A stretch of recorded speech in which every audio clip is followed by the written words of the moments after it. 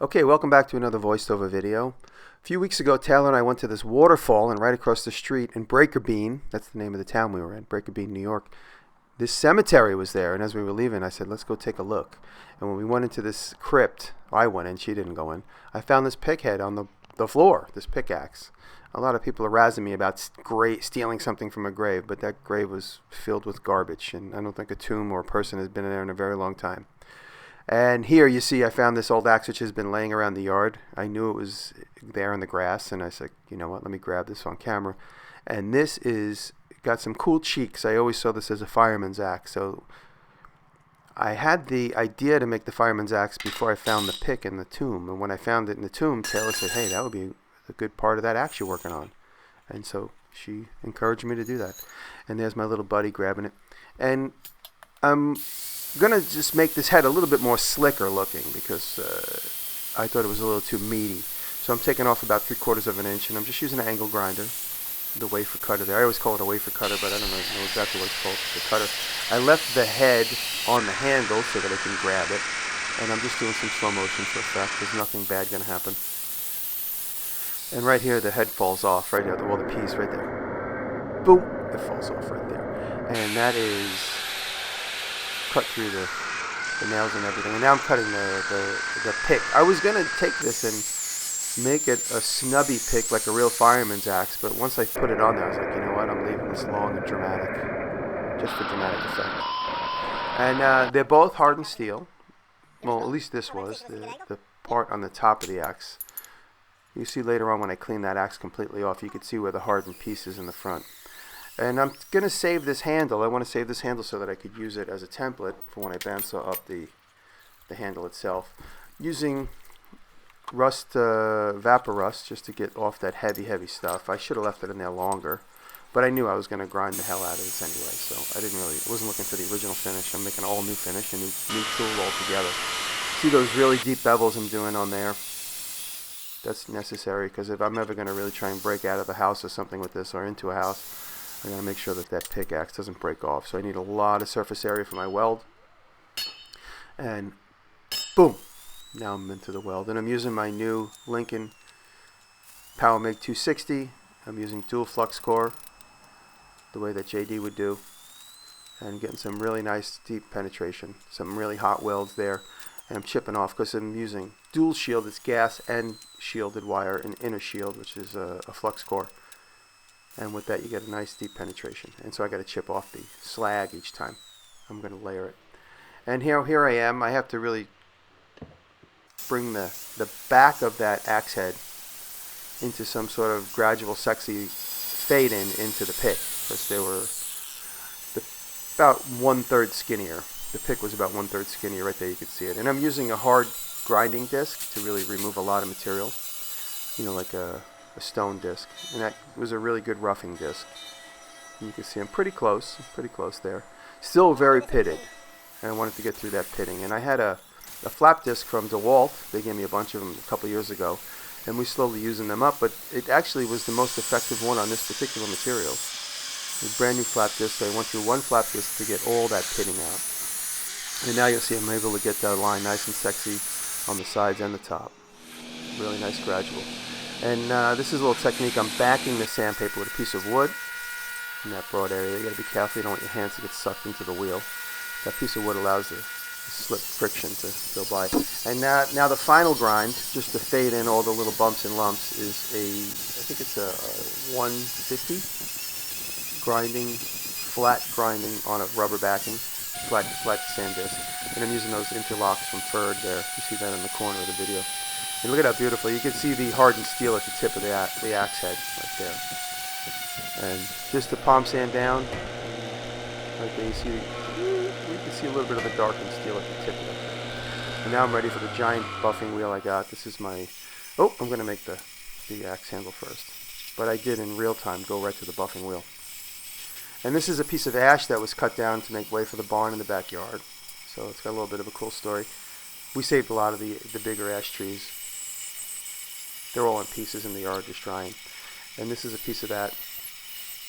And I'm getting it to a millable piece, and now here I'm using my joiner, making sure my hands don't ever go across without with a little bit of insecure feeling. It's a little too close, so I'm always pushing and then grabbing on the other side. Getting to a scalable piece of wood that I can then start to carve. And I'm using my Kohinoor pencil with the lead extended to get a little thing. And now I'm just using my elbow as a technique there, as a radius, to try and sexy up all those curves. So I use the original handle just as like a template to get me about 90% of the way. I'm leaving a little bit of a foot there on the fawn's foot. I'm leaving a little chunk there, so later on when I set the head, I use that to hammer on, and then I can clean it up right after. And having a center line is really important when you're going to do this bandsaw sculpting, especially when you're doing something that's like symmetrical like this. That center line is, I leave it to the very, very last. It lets me know where I am in space when I remove material, and it allows me to do that symmetry from one side to the other. Of course, since it's handmade, it's not perfect. It's not like a mirror image through fusion, because this is real life, but it is pretty close. Take one side and we'll go off the same thing to the other side. And having a center line is of the utmost importance for me. So try that if you're going to do a mirrored image object. Now I'm using this 3/2 per inch blade on the bandsaw that me and Eric restored together. And I'm dragging. I do a lot of my dragging technique. It's funny, the dragging technique for me is obviously removing material, but it's a little bit of a stall technique. Because you go too far too fast, all of a sudden you can't recover. So I'm just doing a little bit at a time. I'm finding that shape in there, and there I am. I'm about 80% to that shape. Of course, I got to make a lot of room for the axe head to go over the top. Now I'm just using files. So I went from a bandsaw to a file, and I think that's all I do, and then the next step is a palm sander. You see there on the end of that, I left that little flat spot right there. You can see it past the marker line. That's going to stay there until I set the head, and then I'll cut it off and clean it. But just these rasps that I'm using, and then now I'm palm sanding. Again, you see that foot at the bottom. That's just so I can set the head later. I palm sand up to about 150, maybe 220. Feeling nice. And a little secret that you didn't really, maybe you did notice, that piece of wood, once I got to a point, I realized it's full of wormholes.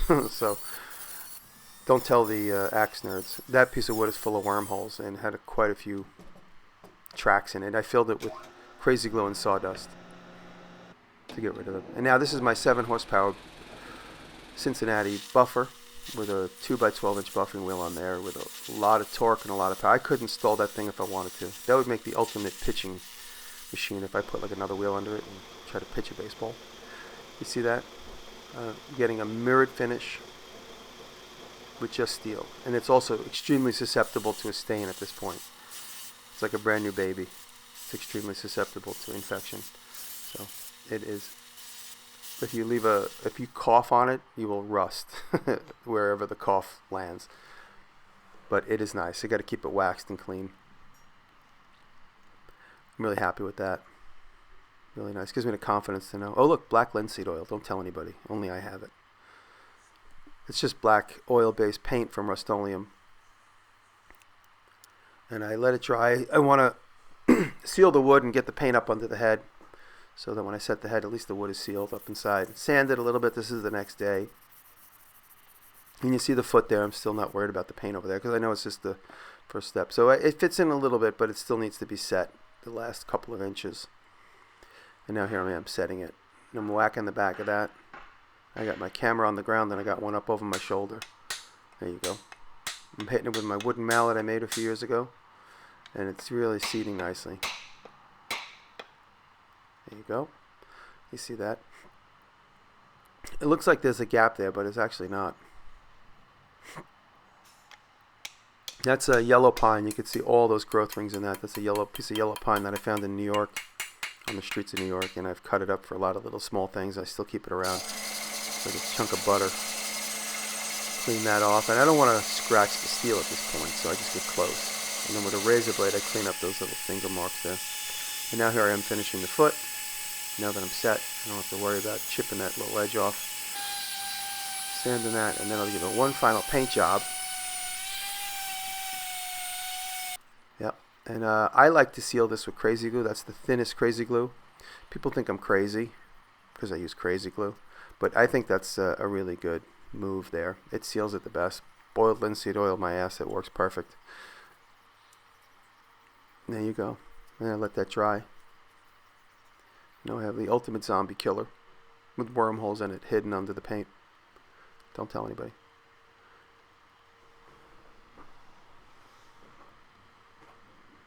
Not chromed. You could see some pigtails from the sander in there a little bit. They're really hard to get out. Shave it. I got it razor sharp off camera, but it doesn't stay that sharp for long, especially if you use it. There's where we started. Remember that? Remember back in the beginning?